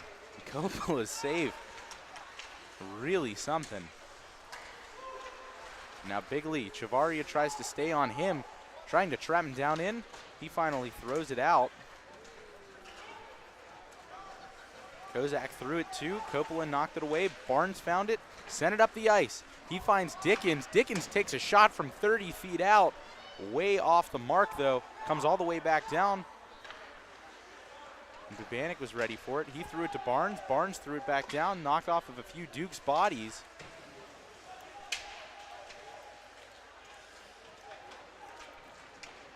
Nevervee really playing well, shutting out the Flashes, and 11:45 remaining in the third and final period. The Flashes need to get past him 3 times to have any sort of comeback. Here comes Perkowski, fires up, takes the shot. That one rattled around the boards.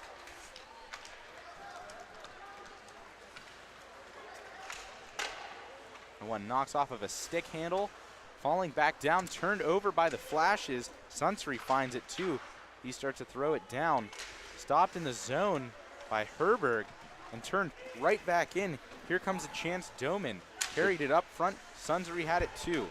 The Duquesne defense in their own zone has been really impressive since the start of the second period. They really haven't let a lot of chances come, and even when they try to get into that zone, they're really sound in front of the net, and it's been carrying over, and it's been paying dividends for them here in the third. Bloom and Reiser rattling around each other. And now the Flash is trying to go all the way back up the ice, but there's some Dukes on the back check waiting for him. Losing the puck is Schwartz. Tried to have an opportunity for himself, wasn't going to connect. Bigley holding on. Hillebrecht's trying to get it away from him. Schwartz finds it at the point, fires it in, tried to ricochet away, and then backhand shot from Freeman. Wasn't going to be anywhere close. Ferrari up at the blue line, tried to give it to Bioni. It gets turned right over, and he has to get on the back check and deliver. Oh. A big sandwich collision up front. Bioni. 2 with 1 in between, yeah. Bioni was really going for that one. I mean, I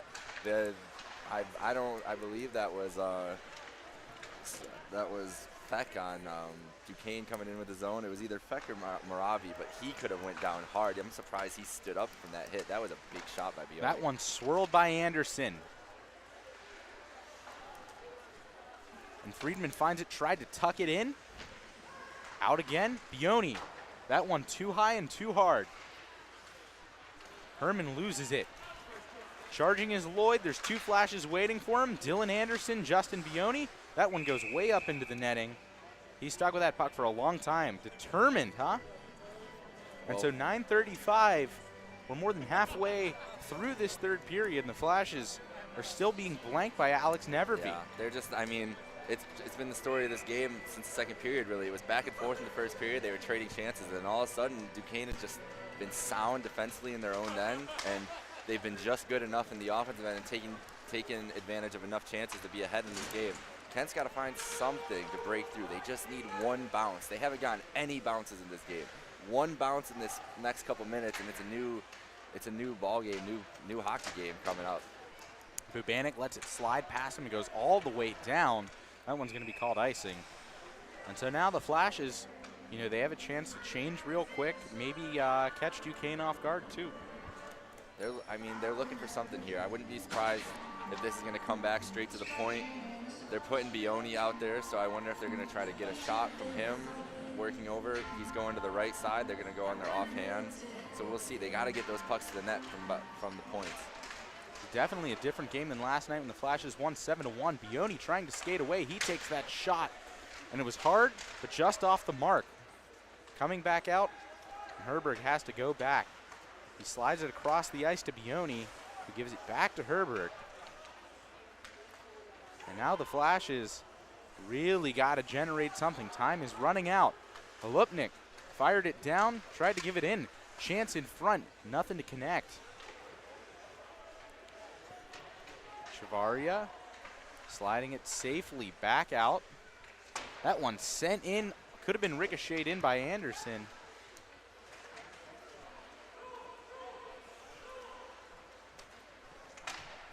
So instead it's found by Herberg. Thrown in again, and Bioni taking his time. Tried to throw one in front, could have been knocked in by Herberg. Flashes still have the puck. They screen Nevervee for half a second. Nugent loses that battle though. Bioni tried to stand up, keeps the puck in the Flash's offensive zone. But then Holupnik is trying to change lines. The puck was going to be left right for him. That one gets sent down off of Smith. He lost track of it, could have collected it and kept it in the offensive zone. That one slides again. The Flashes can't make the opportunities. Zarecki, though, finds one. Tried to sneak it in. Couldn't. Breslow slides it on. He finds Perkoski. Perkoski sends it down. They just haven't been able to take advantage of those chances. They finally got a break in the neutral zone, got a nice chance, and the Verby was there again. And Forsyth tried to keep Kent State on their toes, and that's why they send it in. They get called for icing, and so now Duquesne getting their defensive pair changed. Yep. Kent State keeping those same men on. We got 7:30 left here. It's still a 3-0 lead, and the Flashes, it's now or never time. They really got to get going here in the offensive zone. Real quick, how does that not being able to change on the icing call affect a team offensively? You know, this line's been out there for a minute. It can really hurt you. I mean, you get tired legs out there, and it's hard to get momentum going back with those same guys. So Barnes lost sight of the puck, left it back. Bigley, he connects, lost it up with Doman. We're getting a penalty There's here. going to be a penalty. Interference on, I believe, It's going to be on Duquesne. Yes. He's going to the box to think about what he did with Shai Maravi. Fun fact, Shai Maravi was an Israeli soldier, came to the United States, and he has been studying at Duquesne, and he's friends with some of the production crew, production majors, DMP majors here at Kent State. Wow. That's a story. There's a little inside scoop. Well, now we got 7:13 left here in the third, and the Flashes have another power play opportunity. They squandered it away last time, and they took a penalty halfway through. They got to get some momentum, and that's not the start they wanted, that's for sure. No way. The Flashes have the best of their best out there, at least in terms of playing tonight. But again, is it really your best if no points are on the board? They're getting shut out on senior night. Justin Bioni taking his time. Him, Dickens, Chavaria, Friedman, and Smith.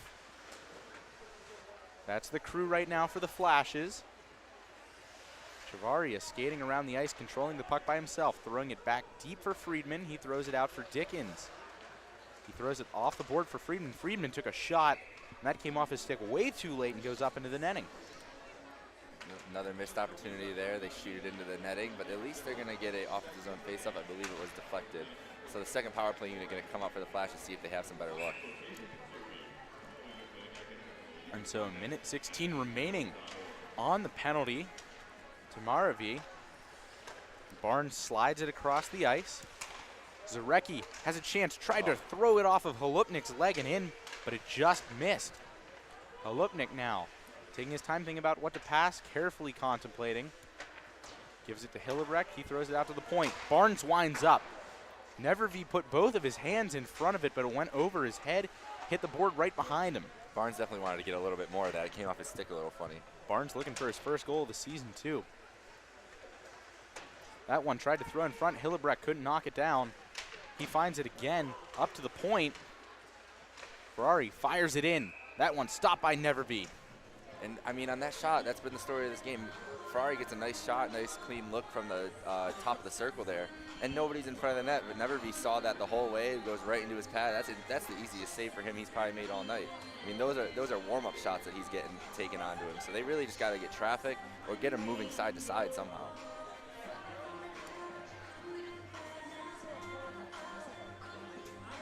Flash is trying to get another face-off.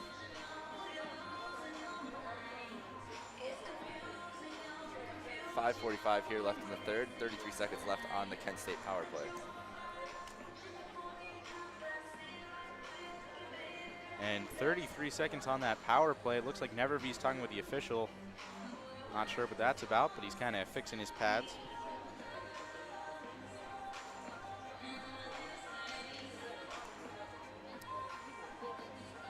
And it looks like he is, well, they're blowing the whistle, but the goalie is not ready yet. And now Nevervee is going to get back in there ready to go. So he's good to go, and so are we. Flashes didn't win the face-off, and that puck comes all the way back down off of a Duke stick. Dickens leaves it back. Flash is trying to rush up for one more chance. 20 seconds to go on the power play. Chavaria found it left. Smith had it instead. Back out to Friedman. He lost it. So 8 seconds now. Duquesne coming away with it, and Bioni lets it go behind him. So this penalty expires, and Duquesne cashes out. Friedman. Just another bad bounce. I mean, it bounces off Bioni's backhand and it flies over out of the zone. It's a tough bounces that they've been taking all night long. So Herberg throws it across the ice. Missed a few sticks. That one doesn't get called for icing. Bigley knocked out in front. Could have been a good chance. Joey Gallo couldn't keep it for himself, but Flash is going to be the recipients of an icing beneficiary, and they get to go down and try and generate offense in front of Alex Nevervee. 4:41 remaining in the third and final period of Kent State's home season. They go to OU next weekend. Senior night honoring Ruben Chavaria and Rob Ferrari. Nice move there by Herman off the draw. Ian Herman couldn't keep his footing, lost it, and then Herberg lets that one slide. So Nate Schwartz comes back. Won't matter, it's going to be icing. Surprised they called that icing since it bounced over his stick. Looked like he had a chance to play it, but the Flashes are going to benefit from that, get another offensive zone draw. They haven't been able to take advantage of any of these opportunities. Clearly, it's a 3-0 game. They haven't been able to put anything up on the net, but really these offensive zone face-offs, they haven't gotten clean looks off of all night long. Let's see if they can get a better one here. That one directly into Nevervee's hand. Herberg kind of dwindled it in, kind of butterflied itself up. And that's, I mean, not a lot of traffic in front of the net there. It's a good low shot, but if there's nobody there, Nevervee sees that the whole way through. That's a pretty easy save for the goaltender. Sure thing. Flashes win the face-off. 4:20 to go in this third and final period. Duquesne winning 3-0. Flashes running out of time.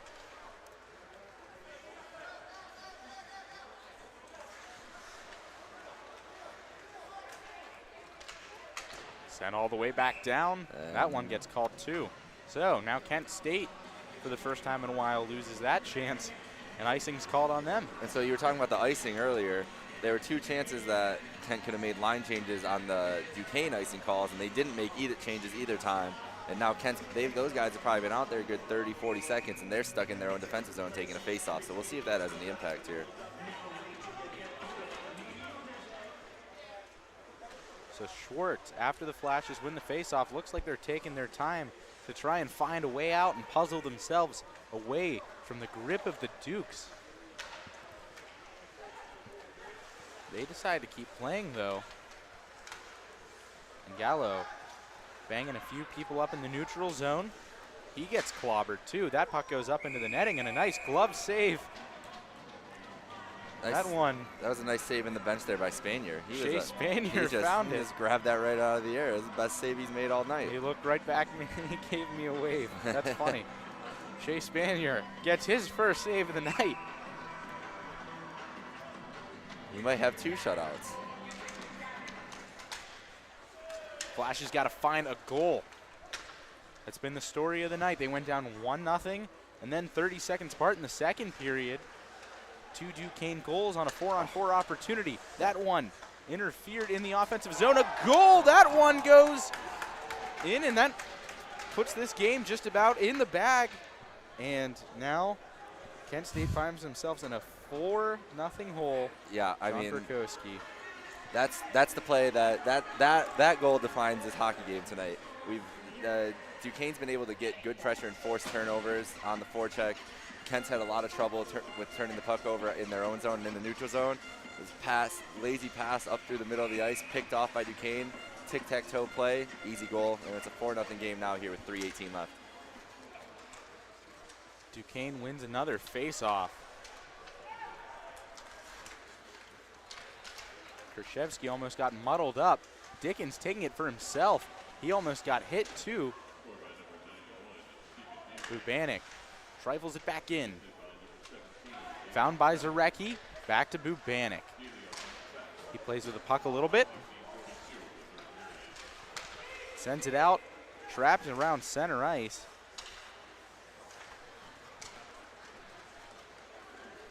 Here comes Jason Smith. He tried to throw out in front, but there was no flash there. It was wishful thinking. Lloyd threw it down too.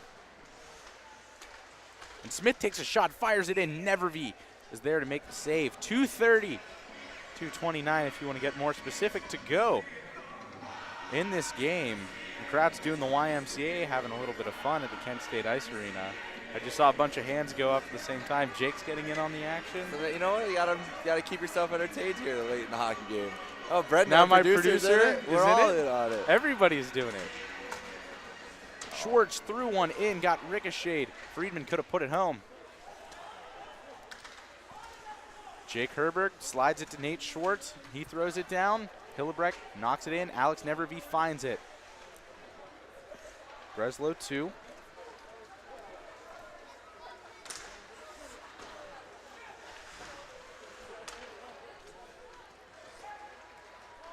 So here comes Rob Ferrari, a senior playing one of his last shifts in his collegiate career. Started at Alabama, finishing in here in Northeastern Ohio. And a little bit of a spin move there. Hand pass coming down. I think there was a hand pass on Duquesne they're calling here. Yep. 1:46 left here. Let's see if the Flash before the end of the game. You know that they want to ruin Nevervee's night here, at least in the last 1:46. Nevervee has played an outstanding game. And again, flipping the script last night, Kent State won in Pittsburgh 7-1, but Duquesne getting the last laugh. They're up 4-0 right now. Bioni watches that one trickle behind him all the way back down. He's going to go and have to discover it for himself. Nice spin out there by Bioni to get away from the pressure. Yeah, definitely.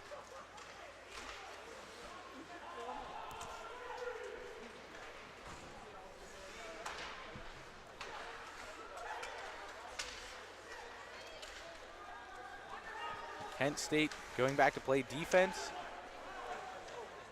Bioni has it, and fun fact, Justin Bioni has some tears in the back of his pants. I noticed this very early on in the season, and I wonder if he did that, I don't know, as a fashion statement or what. Turns out he just puts his pants on after he puts his skates on. I've never seen anybody do that in my entire hockey career. So can't say, no, I really can't say that I think anybody's ever done that. But to each his own, you know? 50 seconds to go. We're within the final minute of Kent State's home regular season schedule. They got to try and get a goal for their seniors in this home crowd.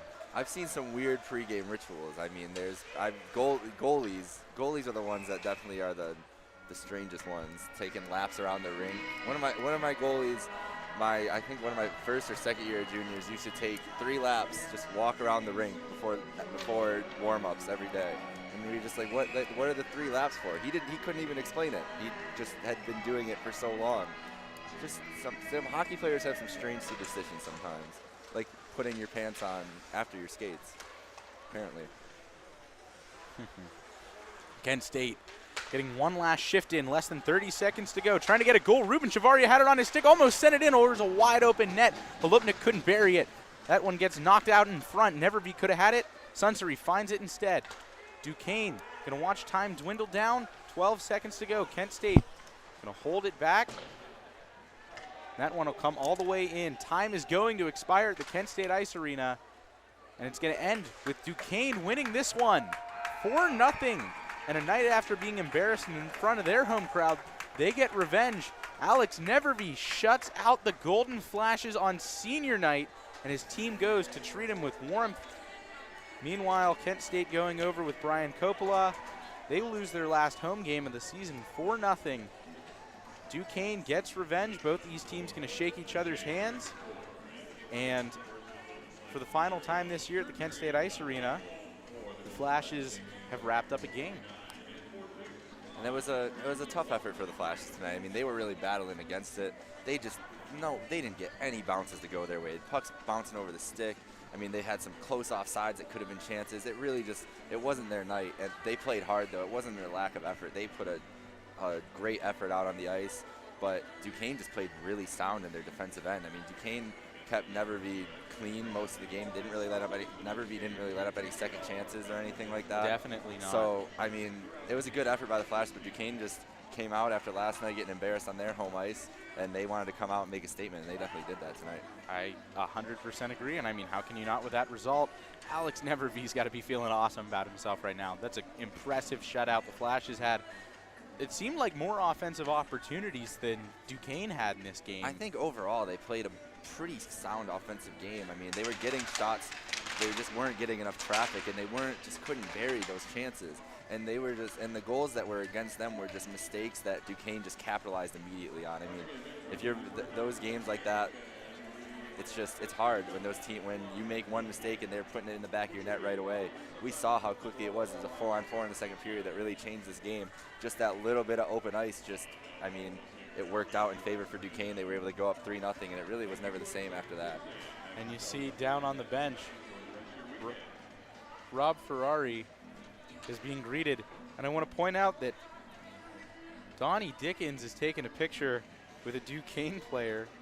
He's getting his photo snapped down the ice. Oh, he's down there, him and Brandon Kozak. Interesting. So they may have played together at one point. Always good to see something like that. I think that's very cool. Yeah, I mean, the hockey world. You run into these guys. These kids have probably played against each other, with each other, all over the place. There's a lot of crossover, especially when you're this close together. Where in Kent, Ohio, and Duquesne. Yeah, these two schools very close to each other. I know that even from my playing career, that there are kids that come through this ice arena that I've played with or played against that I've seen here. Duquesne's goalie last year, Hans Schober, played youth hockey with me my entire life. So you get those are the little special moments that you get with guys like that on your team and on other teams, because you guys come up and you go through a lot of the same experiences. So to share a moment like that, that's pretty special. Yeah, definitely. And so this season's one for the books when it comes to home turf. Kent State losing 2 seniors, but that means they're having a lot of return. Yep. And so you've played hockey your entire life. Whenever teams turn over like this, tell me about the next season and what guys like this have to look forward to. I mean, these guys, they've got to be pretty excited. I mean, and this season hasn't gone the way they wanted it to on the scoreboard a lot of nights, but they've come out and they've fought and they've competed almost every night. I mean, we've seen the turnaround since day one to the end of the season here. They just look like a more complete team. They look like they bought into the system a little bit more. And to have that continuity is so important, and the camaraderie that they have together. I mean, these guys are going to be together for the next couple years, and just having that unit together and just building that bond, that goes anything beyond that you can do on the hockey rink. And they're a talented team. They're just young, and they're learning, and you've got to go through your lumps. But I think there's a lot to learn from, a lot to look forward to for next year. I'm definitely with you. It sounds like a lot of memories to be made. This team's been together all season long, and a lot of them returning next year. And we're a team here. We have our team, Kent State Hockey Production Team, and it's been a great ride all season long. It's been awesome. We've got to do some cool stuff. We've been out here on the ice and taken some opportunities for ourselves to have a little bit of fun. Our producer, Brendan Sellender, dressed up in his goalie gear, and we got to take a few shots on him. I hate to admit it, but he blocked me. But Danny Russo, who is up in the audio booth tonight, did make a goal. No. And I'm just saying, Brendan, I know you're very excited that you blocked me, but you weren't perfect.